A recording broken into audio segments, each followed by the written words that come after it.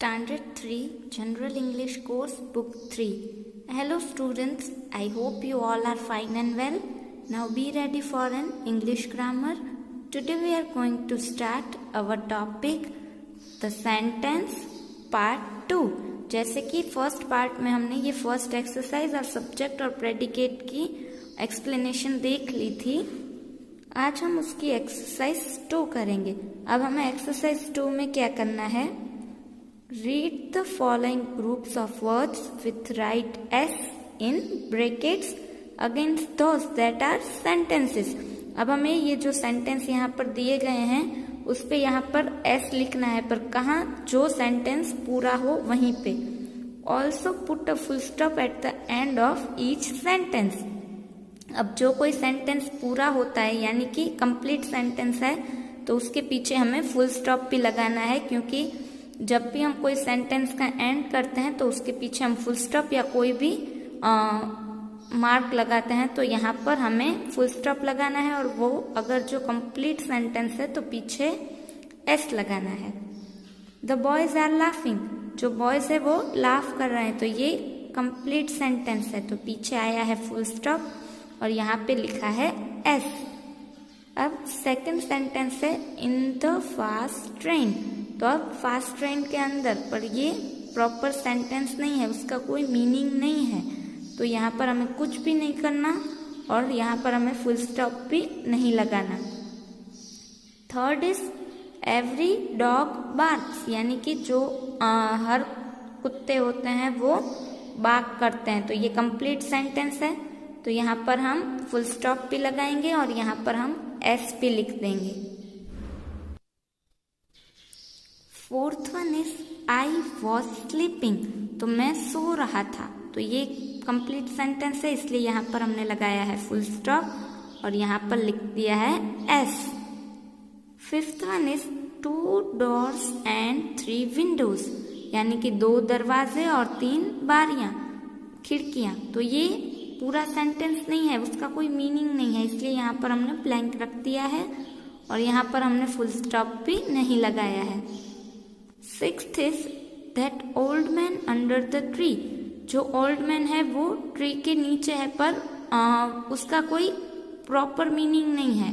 That old man under the tree, पर वो वहां पर सिर्फ खड़ा है, क्या कर रहा है वो हमें नहीं पता, तो ये कंप्लीट सेंटेंस नहीं है, तो हम यहाँ पर एस नहीं लगाएंगे, पेंस होगा. ठीक है, क्योंकि अंडर द ट्री पर क्या खड़ा है, बैठा है, वो यहाँ पर मेंशन नहीं किया गया है, इसलिए हम यहाँ पर फुल स्टॉप भी नहीं लगाएंगे और यहाँ पर एस भी नहीं लिखेंगे.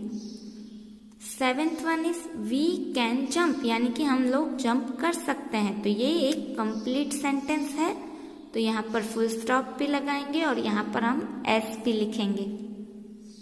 Eighth one is on the big table, यानी कि बिग टेबल के ऊपर पर क्या चीज पड़ी है कि क्या, कुछ भी यहाँ पर मेंशन नहीं किया गया है, तो ये एक प्रॉपर सेंटेंस नहीं है, तो हम यहाँ पर फुल स्टॉप भी नहीं लगाएंगे और यहाँ पर एस भी नहीं लिखेंगे.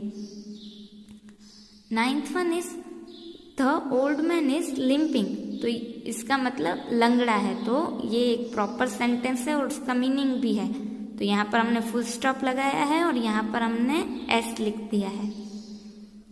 Tenth one is Mala and Bela together, पर वो लोग साथ है, पर क्या कर रहे हैं वो कुछ भी सेंटेंस में मेंशन नहीं किया गया है. यहाँ पर क्या मीनिंग होता है, माला और बेला साथ, तो क्या मतलब ये सेंटेंस नहीं है, तो यहाँ पर हम कुछ भी नहीं करेंगे. अब नेक्स्ट सेंटेंस देखिए, माला एंड बेला आर टुगेदर, वो दोनों साथ में है, तो ये एक मीनिंगफुल सेंटेंस है, तो यहाँ पर हम फुल स्टॉप लगाएंगे और यहाँ पर हम एस लिख देंगे. Twelfth one is and the last one is she knows swimming, अब उसे स्विमिंग पता है, यानी कि उसे स्विमिंग आती है, तो यहाँ पर ये फुल स्टॉप लगाएंगे क्योंकि मीनिंगफुल सेंटेंस है और यहाँ पर एस लिख देंगे. अब एक्सरसाइज 3 देखते हैं, हमें क्या करना है. Match the subject in column M with the right predicates in column N and write the sentences on the lines below. अब यहाँ पर हमें क्या करना है, कॉलम M में सब्जेक्ट दिया गया है और कॉलम एन में हमें प्रेडिकेट दिया गया है। तो हमें सब्जेक्ट के अकॉर्डिंग जो भी मैच करता है वो प्रेडिकेट मैच करके यहाँ पर लिख देना है। जैसे कि द टीचर, तो इसमें से टीचर क्या करते हैं, टीचिंग करवाते हैं। तो यहाँ पर द टीचर इज टीचिंग, ये सब्जेक्ट है और ये प्रेडिकेट है और दोनों मीनिंगफुल है और मैच करते हैं, इसकी वजह से एक सेंटेंस बन जाता है। ठीक है। फिर यहाँ पर सब्जेक्ट दिया गया है काउस, तो वो क्या करते हैं, स्क्रॉविंग नहीं आता, डांसिंग, वो डांस तो कर नहीं सकते। डू नॉट वर्क, वो भी नहीं आएगा। इस टीचिंग तो ऑलरेडी टीचर में आ गया है। Give us milk, yes cows give us milk, तो यहाँ पर हम क्या लिख देंगे, काउस गिव अस मिल्क। फिर यहाँ पर दिया गया है दोज गर्ल्स, तो यहाँ पर हमारे पास ऑप्शन है are dancing, do not work, is begging, does not bite, are useful in desert. तो यहाँ पर गर्ल्स के साथ क्या मैच करता है, आर डांसिंग, तो यहाँ पर हम लिख देंगे दोज गर्ल्स आर डांसिंग।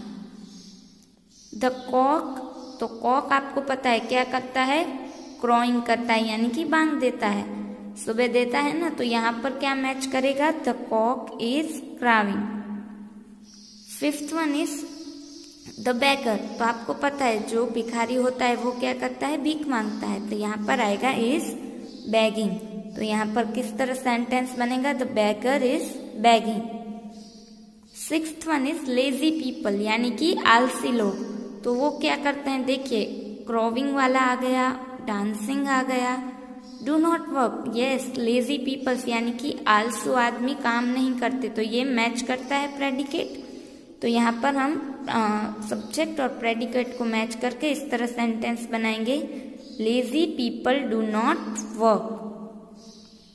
अब यहाँ पर सेवेंथ है कैमल्स, तो आपको पता है camels are useful in desert, यानी कि वो जो हमारे रन होते हैं उसमें काम आते हैं। तो यहाँ पर आएगा camels are useful in desert. And the last one is this dog, अब इसमें से कौन सा रिमेन रह गया है, does not bite.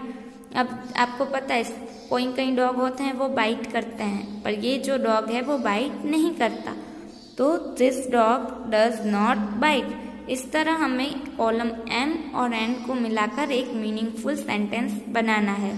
Column M में मैंने आपको बताया था सब्जेक्ट है और कॉलम एन में प्रेडिकेट। हमने ये एक्सरसाइज कर ली है। आज हमने जो भी एक्सरसाइज की है आपको वो नोट डाउन अपनी ग्रामर बुक में कर लेनी है। नेक्स्ट वीडियो में मिलेंगे, तब नए टॉपिक की एक्सप्लेनेशन देखेंगे। तब तक गुड बाय।